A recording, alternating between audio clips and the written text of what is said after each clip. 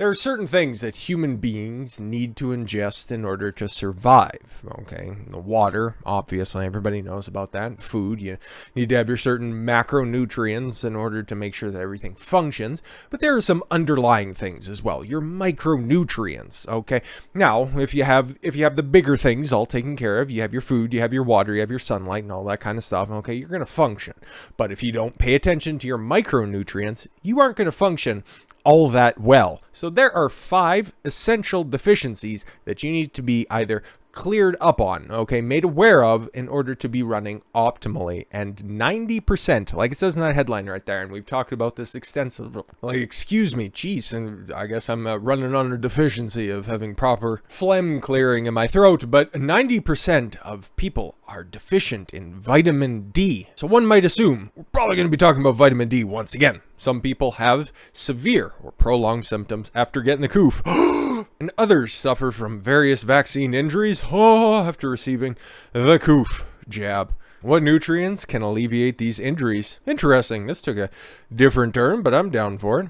In the fight against the coof, vitamins have been instrumental. Almost every vitamin discovered was accompanied by a Nobel Prize. Yeah, no, exactly. And they have solved many major health problems for the human race. The Journal of an American Medical Association Network published a study that found that vitamin D deficiency may increase the risk of the coof. Vitamin D receptors are found in immune cells in the body.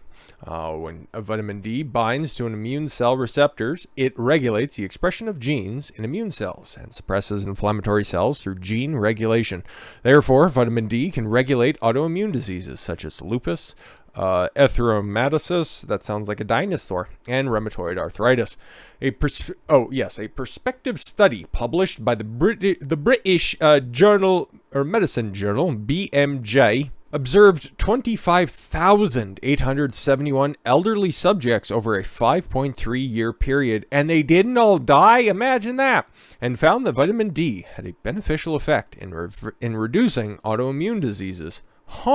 That's why we've talked about vitamin D so much, because it's really easy to get. It's really hard to get consistently throughout the year, depending on where you live. Of course, if you live at the equator and you don't go outside, well, that'd be a problem, but it's pretty easily accessible for a bunch of people. And if you make a couple of little tweaks to your lifestyle, you'll be fine by getting it through the natural means, that being the sun. But with all that said, okay, if you're like 90% of patients, okay, that were studied in this one case here, how do you properly supplement with vitamin D? Vitamin D is a fat-soluble vitamin, and yes, it's a part of that family of A, D, E, and K. Those are the fat-soluble vitamins, okay? Vitamin C, different ones, your B vitamins, okay? Those are all water-soluble, so you can't run a toxicity of those. No, you cannot get a toxic response by having too much vitamin C in your diet. You know how your body gets rid of that? Into the toilet. Whereas with A, D, E, and K, it gets stored in your fatty tissues. That's why ergo fat-soluble vitamins, okay? And then they get activated whenever you burn fat that's there. So normally that's when they're consumed. So if you have some need in your body immediately when you take vitamin A, D, E, or K, okay, it's used within the body. Otherwise, it's stored, and you can create a toxicity if you consume a ludicrous amount of A, D, E, and K, okay? But it's very hard to do. It's not something that I'd strive for, because it's going to have detrimental effects. And like you see here, 90% of people are generally deficient, so more likely than not, you probably have a deficiency in one of those fat-soluble vitamins, if not multiple. But back to the script. Vitamin D is a fat-soluble vitamin that is better absorbed when consumed with food that contains lipid. Yes, fats. It's just the technical medical term for that. Vitamin D is stored in adipocytes after entering the body and is slowly released. Yes, stored in the adipocytes. Okay, that's your stored fat that's in your body. Adipose tissue, fat tissue. There you go. The more you know, G.I. Joe.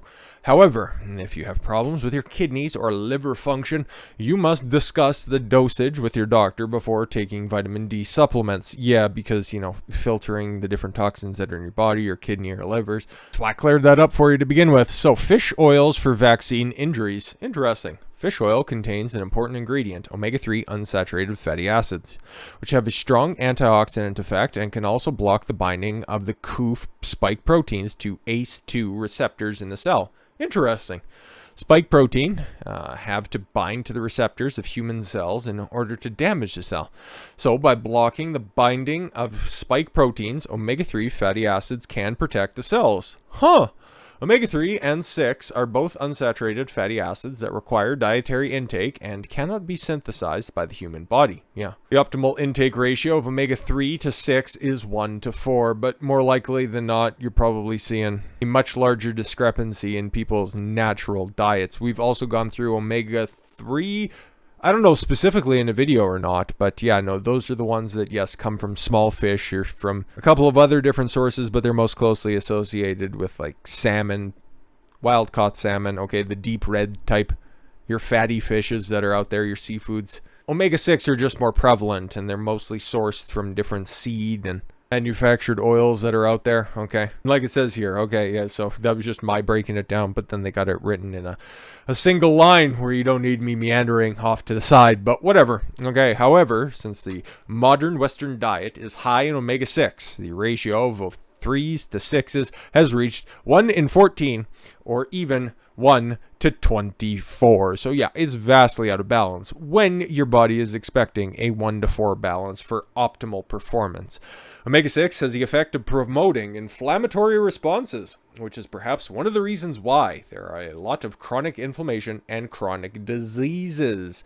However, the inflammatory response are self-protective responses in the human body, exactly, such as fever, coughing, so we should not artificially control them unless it is a last resort. We can try to keep the balance between the two fatty acids. Yes, exactly.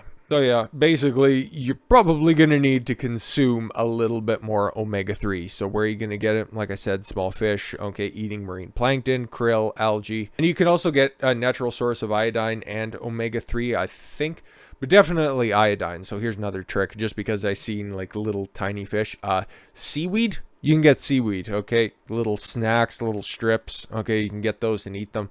I don't know what they taste like. I see that they come highly recommended from some other nutrition-based channels, so you can always try that, I guess, if you're looking for it, okay? Therefore, there is also krill oil and algae fish oil on the market. Never seen algae fish oil, but yeah, no, done krill oil before for sure, so I know that works. I can vouch for that. Second type of fish oil is directly extracted from captured fish. Yeah, those are your basic omega-3 supplements that are out there on the market. Need not tread over that again.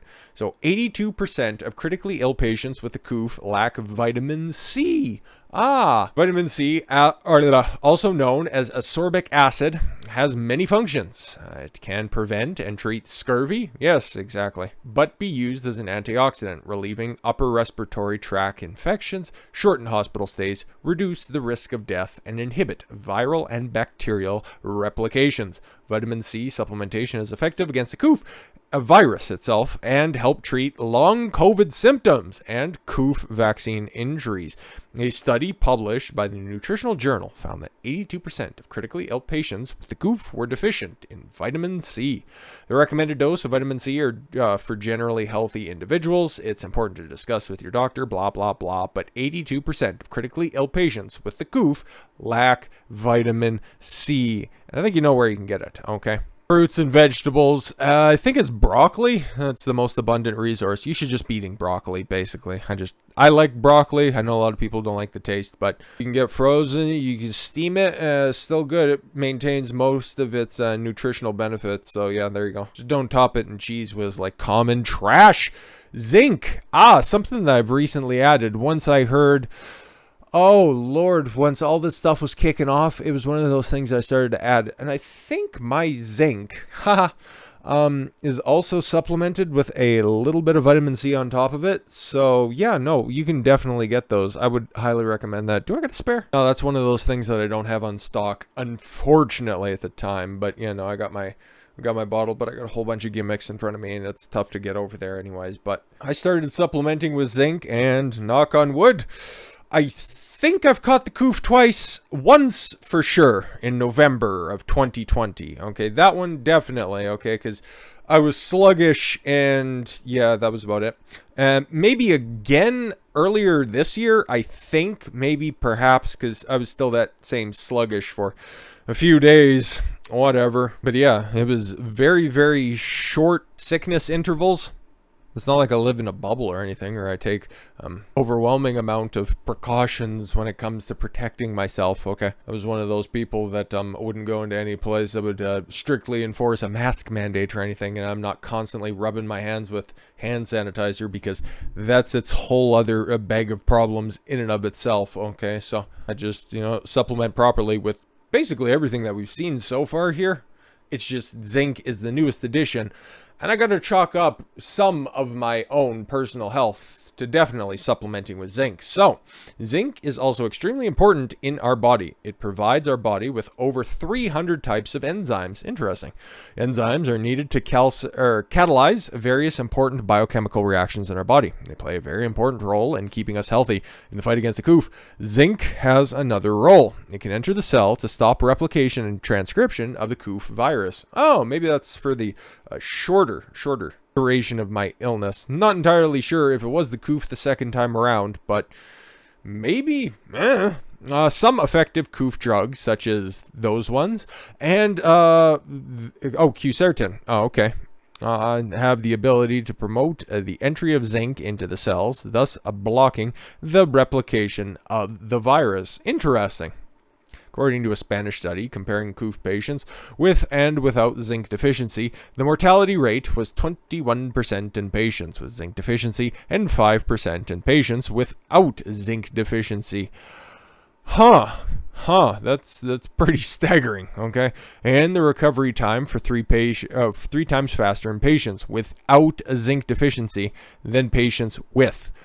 So 21% of patients with a zinc deficiency were more likely to die, and your healing time is 3 times faster if you have an adequate amount of zinc. There's a clinical disease called pyroluria, an epigenetic disease in which the patients produce excessive amounts of pyrroluric acid in the body. Excess pyrroluric acid causes large amounts of zinc to be excreted in the urine. Patients are prone to anxiety and nervousness, and their moods fluctuate greatly. I know a bunch of bitches that are probably, got some, what do we call that one? Pyroluria. Greatly, while their immune function decreases. We can see that zinc plays a very crucial role for physical and mental health, and also supplement zinc. We can also supplement zinc with foods.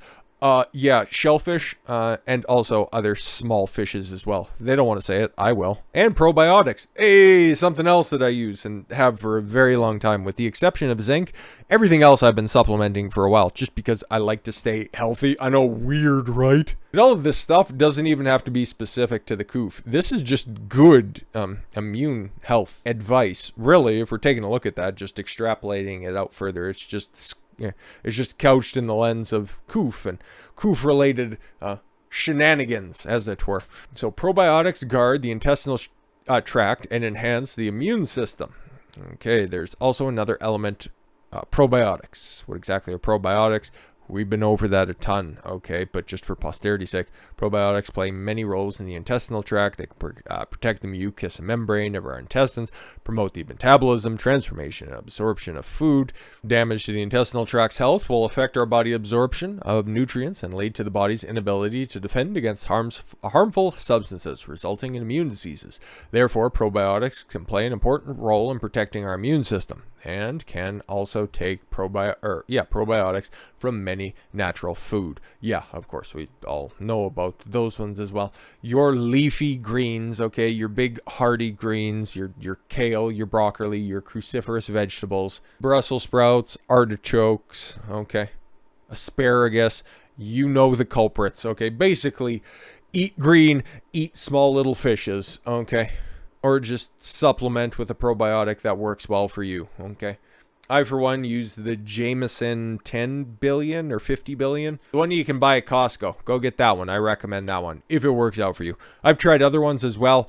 And they leave me feeling a little bit queasy. But there's also a gestation period. Like, you got to work yourself into a probiotic. You got to give it some time to change the gut biome and the gut chemistry that's in there in order for you to have a good base that's out there. But once you do, you keep on top of it, and it's pretty magical, the results that you get. Okay, there are a bunch. There's a branch of modern medicine calling functional medicine, which recognizes the relationship between the gastrointestinal tract functions and the health of the body as a whole. And we've been over probiotics ad nauseum, several different videos, and I know specific videos when it comes to probiotics. So, if you are running low on probiotics, if you're running low on zinc, if you're running low on vitamin C, if you're running low on fish oil or vitamin D, that's not good. Your body could be operating better. You could be looking like that if you're a woman, okay? Which I'd highly recommend. She's pretty cute and she's in shape. So work out your macros, but especially work out your micros, okay? Because it's like, think of your body as a car, a high-performance sports car. Whatever you like out there. You like foreign, you like domestic, it doesn't really matter. You know, at the end of the day, what you're not doing, you're not putting in regular, and especially at these prices. You don't want to be putting in an inferior product into a superior machine. So manage your micros, my guys. With all that said, thank you all very much for the gift of your time. I've been Don Consuelo. I want you to follow your gut and get after it. Take care, everyone.